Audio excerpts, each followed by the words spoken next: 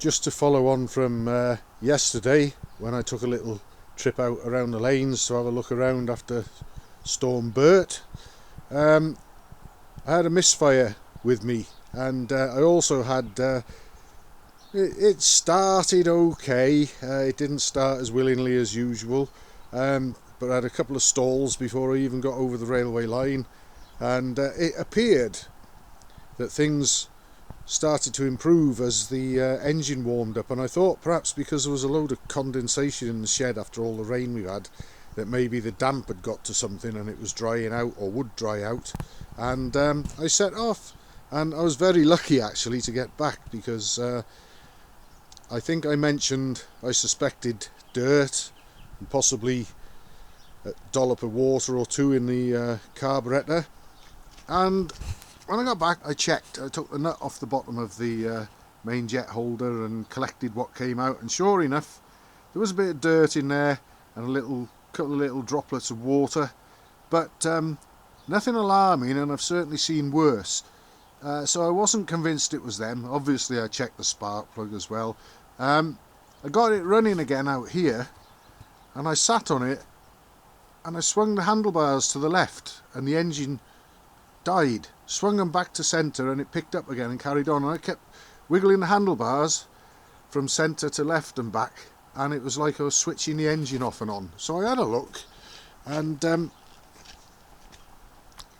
of these two wires here, whether we can actually see them very clearly, there we are, the one with the red connector was broken.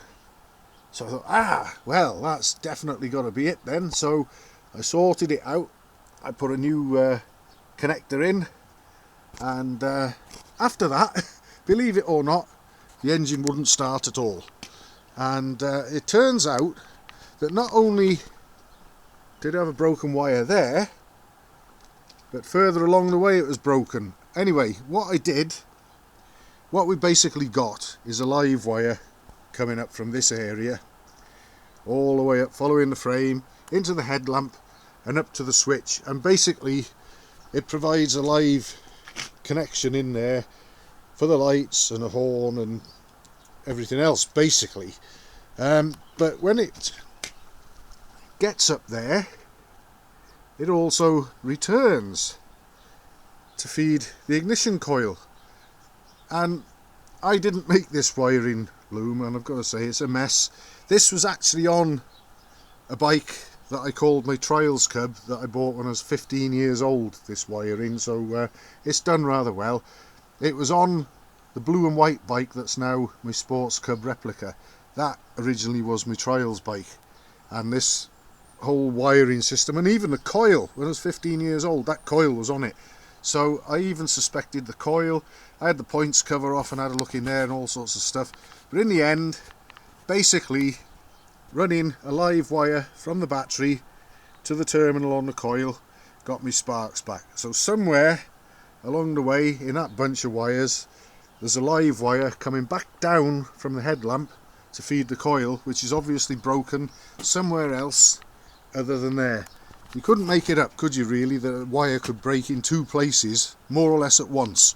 But the good news was, of course, that I got home. But I just thought I'd mention it all because I had a few suggestions in the comments about what it would be, and I don't think anyone suspected or suggested a broken wire. I wasn't convinced myself to begin with, but like I say, once I saw that broken red connection, I thought I was onto something, and when I fixed it and it made no difference, that's when my heart sank.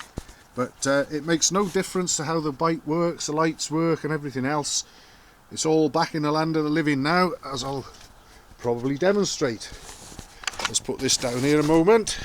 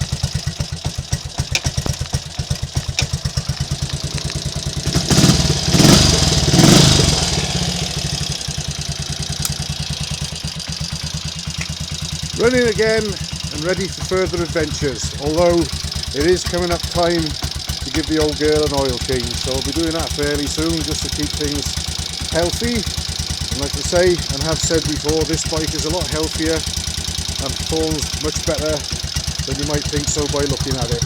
But it is a workhorse, and I'm going to be needing to use it now and then through the winter, so this one's not going to be getting all dolled up, and the other one that I've been putting together and have just about finished isn't going to be going anywhere near mud and dirt and frost and salt, whatever.